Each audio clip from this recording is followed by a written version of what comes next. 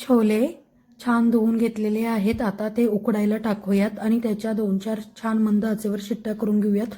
इथे मी पालक स्वच्छ धुतलेला आहे, तो आता आपण चिरू।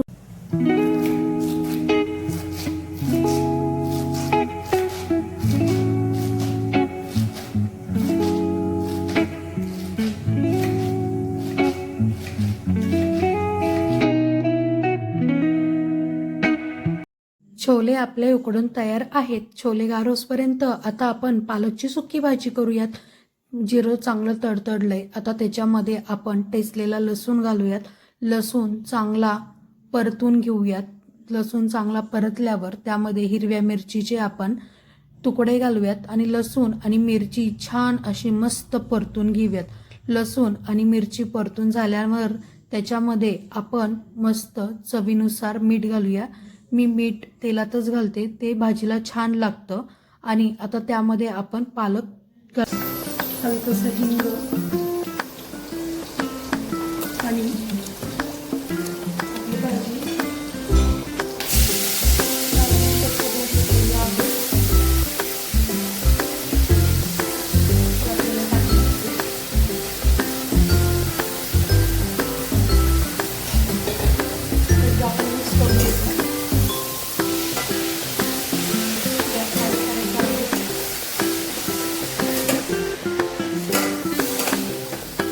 आपली पालकची भाजी शिजून तयार आहे। यामध्ये आता आपण शेंगदाण्याचा कूट घालून चांगली एकजीव करून घेऊयात। ही भाजी पालकच्या अगरगाठी सारखीच लागते चवी।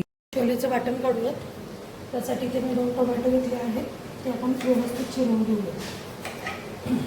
आपल्याला टोमॅटोची प्युरी करून घ्यायची आहे।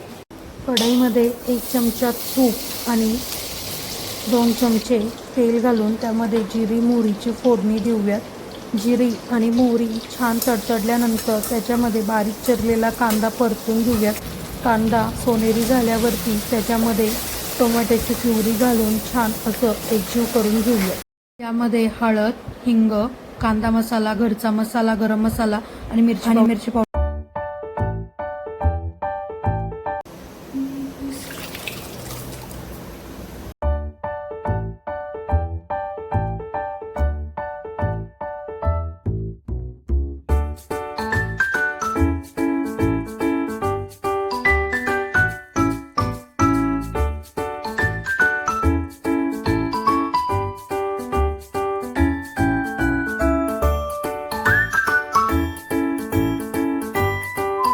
आपण प्लेट सर्व करूयात।